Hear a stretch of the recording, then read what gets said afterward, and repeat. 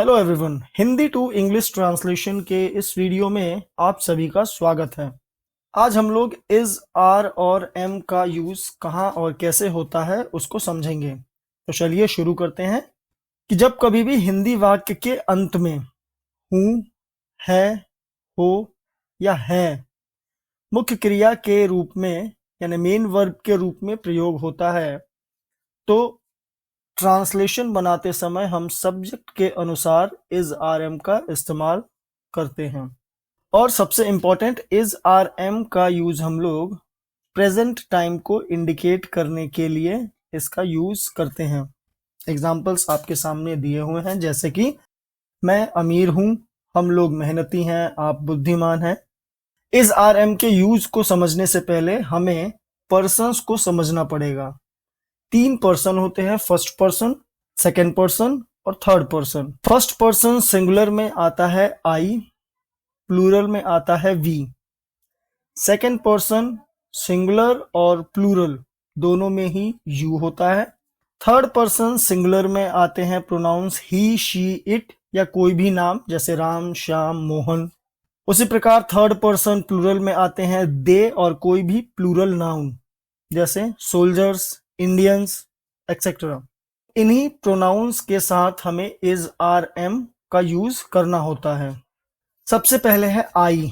मैं के लिए आई यूज होता है जिसके साथ एम का इस्तेमाल होता है। वी हम या हम लोग जिसके साथ आर।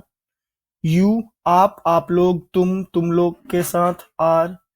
ही यूज होता है जब हिंदी वाक्य में वह पुलिंग यानी मेल के लिए वह हो तो ही जिसके साथ इज। वह हिंदी वाक्य में जब स्त्रीलिंग के लिए यूज होता है फीमेल के लिए तो शी का इस्तेमाल करते हैं, इसके लिए भी इज। वह हिंदी वाक्य में जब निर्जीव नॉन लिविंग थिंग्स के लिए यूज होता है तो इसके लिए होता है सब्जेक्ट प्रोनाउन इट, और इसके साथ जो यूज होता है वो है इज। कोई भी नाम हो उसके साथ भी इज। दे यानी वे या वे लोग, उनके साथ आर। कोई भी प्लूरल नाउन या प्लूरल सब्जेक्ट हो, जैसे इंडियंस, सोल्जर्स, फॉरेनर्स, सभी प्लूरल नाउन के साथ यूज होता है आर। तो आशा करता हूं कि यहां तक तो आप लोग समझ गए होंगे कि किस प्रोनाउन या सब्जेक्ट के साथ इज, किसके साथ आर और किसके साथ एम का यूज होता है।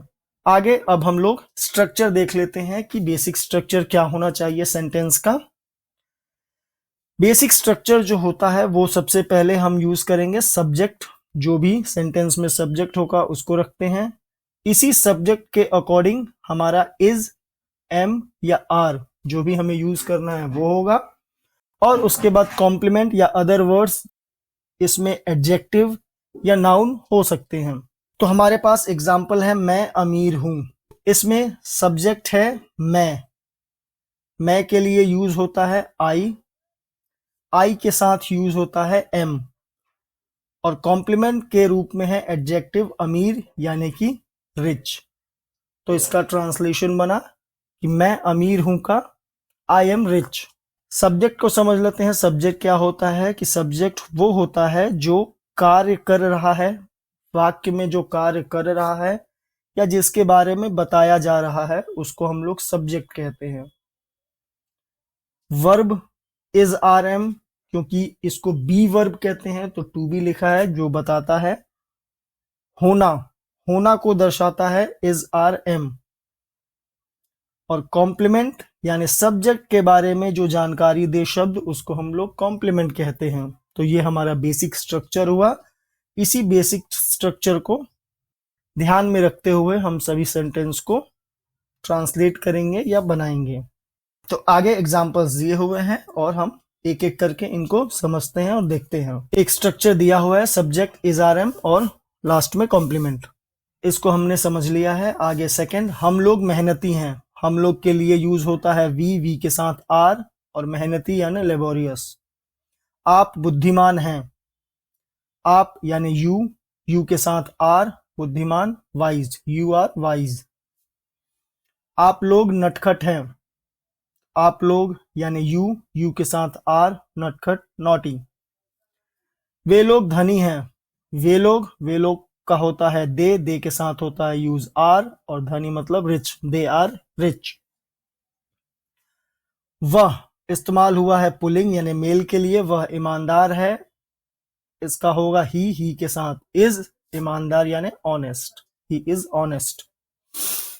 वह शब्द यूज हुआ है निर्जीव के लिए, वह मजबूत है, तो निर्जीव के लिए होता है इट के साथ इज, मजबूत यानी स्ट्रॉन्ग। वह यूज हुआ है हिंदी में स्त्रीलिंग के लिए, फीमेल के लिए यानी शी के साथ यूज होता है इज, सुंदर का beautiful, she is beautiful. Ram subject है राम के साथ यूज होगा इज, बहादुर ब्रेव। लड़के स्वस्थ हैं, सब्जेक्ट है लड़के यानी द बॉयज एक प्लूरल है जिसके साथ यूज होगा आर, और स्वस्थ मतलब हेल्दी। ऊपर के जितने भी वाक्य अभी हमने देखे हैं उसमें कॉम्प्लीमेंट के रूप में सभी जो है वो एडजेक्टिव हैं, लेकिन इसके बाद जो हम एग्जाम्पल देखेंगे 11 नंबर, मैं विद्यार्थी हूं, इसमें सब्जेक्ट है आई के साथ एम, और विद्यार्थी यानी स्टूडेंट। इसमें ये जो स्टूडेंट है ये एडजेक्टिव नहीं है, ये नाउन है।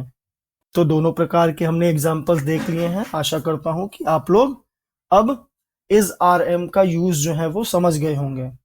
नेक्स्ट आपको दिया हुआ है एक्सरसाइज 1, जिसमें आप लोग इज आर एम की प्रैक्टिस कर सकते हैं। कोशिश कीजिएगा, जो आपका होमवर्क है ट्राई कीजिए कि आप लोग समझ पाए हैं या नहीं। नेक्स्ट है निगेटिव सेंटेंसेस, नकारात्मक वाक्य, जैसे जिसमें हिंदी वाक्य में नहीं का इस्तेमाल होता है उसको हम निगेटिव सेंटेंसेस, नकारात्मक वाक्य कहते हैं। जैसे मैं शिक्षक नहीं हूं, वह मेरा दोस्त नहीं है, यह बिल्ली नहीं है, राम डॉक्टर नहीं है। तो इस प्रकार के जितने भी सेंटेंस होते हैं जिसमें नहीं का इस्तेमाल किया होता है वो निगेटिव सेंटेंसेस कहलाते हैं। इसके लिए जो स्ट्रक्चर होता है वो सेम होता है, बस इज आर एम के बाद नॉट का इस्तेमाल किया जाता है। तो बेसिक स्ट्रक्चर होता है सब्जेक्ट, उसके बाद इज आर एम सब्जेक्ट के अनुसार यूज होता है, इसके बाद नॉट, और फिर जो भी अदर वर्ड यानी कॉम्प्लीमेंट होता है उसको हम लिख देते हैं। चलिए समझते हैं। मैं शिक्षक हूं, इसमें मैं यानी सब्जेक्ट है आई के साथ एम, इसके बाद यूज होता है नॉट, और शिक्षक यानी अ टीचर। वह मेरा दोस्त नहीं है, वह मेरा दोस्त नहीं है यानी वह सेंटेंस से हमें पता लग रहा है कि वह जो है वो मेल के लिए यूज हुआ है। तो मेल के लिए यूज हुआ है तो इसके लिए है ही के साथ इज, इसके बाद आएगा नॉट, और कॉम्प्लीमेंट के रूप में है मेरा दोस्त यानी माय फ्रेंड। आगे इन एग्जांपल्स को आप सभी एक बार रीड कर लीजिएगा।